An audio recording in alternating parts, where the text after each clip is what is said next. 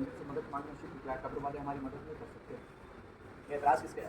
یہ دیوبندیوں دیکھیے دیوبندی اکثر یہ اعتراض کرتے ہیں کہ انبیاء و اولیاء سے مدد مانگنا شرک ہے. اللہ کے رسول صلی اللہ علیہ وسلم مددگار نہیں ہیں اور نہ ہی اللہ کے ولی مددگار ہیں. یہ اعتراض تو انبیاء و اولیاء پہ کرتے ہیں کیونکہ انبیاء و اولیاء سے مدد مانگنے والا بندہ مشرک ہو جاتا ہے. لیکن جب ان کی کتابوں کو آپ پڑھیے گا تو یہ خود اپنے مولویوں کو مددگار لکھے ہیں. یعنی ان کے مولوی قبر سے مدد بھی سنتے ہیں, فریاد کرنے پر قبر سے وہ سنتے بھی ہیں اور قبر سے جواب بھی دیتے ہیں اور مدد بھی کرتے ہیں. لیکن اگر یہی عقیدہ ہم انبیاء و اولیاء کے لیے رکھتے ہیں کہ ہمارے آقا نبی رحمت صلی اللہ علیہ وسلم ہماری فریاد سنتے ہیں, وہ ہمیں جواب دیتے ہیں یا وہ ہماری مدد کرتے ہیں, تو یہ تو کہیں گے یہ شرک ہے. جیسے کہ اشرف علی تھانوی کی کتاب امداد المشتاق کے صفحہ نمبر 98 پہ اشرف علی تھانوی لکھتا ہے کہ ان کے پیر و مرشد کے مزار پہ ایک مرید گیا اور جا کے ان سے کہا کہ حضور میں پریشان حال ہوں, محتاج ہوں, روٹیوں کا محتاج ہوں, دستگیری فرمائیں. حکم ہوتا ہے, قبر سے آواز آتی ہے کہ میں روزانہ میری قبر پہ آیا کر, تم کو روزانہ 2 آنا یا آدھا آنا مل جایا کرے گا. ٹھیک ہے. اب وہ مرید جو ہے روزانہ جاتا تھا اشرف علی تھانوی کے پیر و مرشد قبر سے, ان کو روزانہ پیسہ ملتا تھا جس سے وہ گزر بسر کرتا تھا.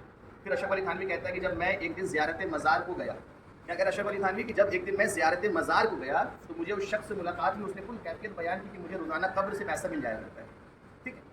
تو اب دیکھ لیجیے کہ اشرف علی تھانوی کہہ رہے ہیں کہ میں زیارت مزار کو گیا, وہ خود مزار کی زیارت کے لیے جایا کرتا تھا. ٹھیک ہے. لیکن ہم اگر مزار کی زیارت کے لیے جائیں تو کہتے ہیں شرک ہے.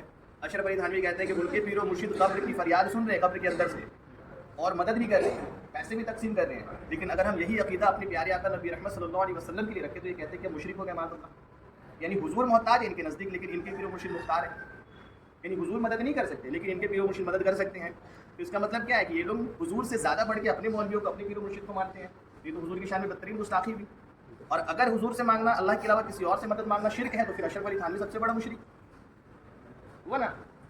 اشرف علی تھانوی اپنی کتاب میں لکھتا ہے, اسی کتاب اشرف السوانی میں اشرف علی تھانوی کا ملفوظات نقل کیا ہے. اس میں اشرف علی تھانوی کہتا ہے کہ ان کے جو دادا تھے نا وہ کوئی ولی وغیرہ نہیں تھے, وہ ایک ڈاکو سے جنگ میں شہید ہو گئے. جب ان کو لے کے قبر میں دفن کر دیا گیا تو اشرف علی تھانوی کے دادا رات میں قبر سے نکلتے ہیں اور دادی کے پاس جاتے ہیں اور مٹھائی دیتے ہیں, اور دادی کو کہتے ہیں کہ کسی سے نہ کہو تو روزانہ کی مٹھائی دیں گے. یعنی ہم اگر حضور کے لیے یہ عقیدہ رہتے ہیں کہ میرے آقا تشریف لاتے ہیں, میرے آقا مدد کرتے ہیں, تو یہ کہتے ہیں یہ شرک ہے, یہ کافروں کا طریقہ ہے. یعنی حضور کے لیے یہ عقیدہ رکھنا شرک, غوث اعظم کے لیے عقیدہ رکھنا شرک, سرکار خواجہ غریب نواز وارث پاک کے لیے عقیدہ رکھنا شرک ہے. لیکن اشرف علی تھانوی کے لیے عقیدہ رکھنا جائز ہے, ان کے دادا کے لیے.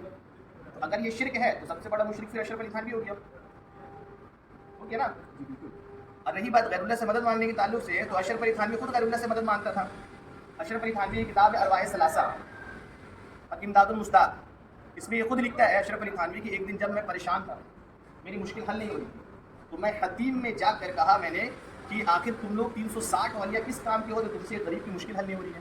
یعنی اشرف علی تھانوی سے جب وہ پریشانی میں پھنس گیا, پوری زندگی فتویٰ دیا غیر اللہ سے مدد مانگنا شرک ہے, لیکن جب یہ پریشانی اور مشکلیں پھنس گیا تو اس وقت کیا کہتا ہے حتیم میں جا کے کہ تم لوگ 360 والیاں اکرام جو ہو آخر کس کام کے ہو تو تم سے غریب کی مشکل حل نہیں ہو رہی ہے. پھر وہ اللہ سے مدد نہیں مانگ کے 360 والیاں سے مدد مانگا.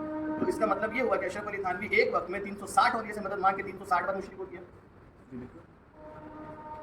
تو اب یہ بتائیے کہ بھیا مشرک آپ ہو یا ہم ہیں, کیونکہ ہمارے عقیدے کے مطابق تو اللہ کے رسول بھی مددگار ہے, اللہ کی عطا سے اللہ نے اپنے پیارے محبوب کو مددگار بنایا ہے, تو ہم تسلیم کرتے ہیں, مانتے ہیں.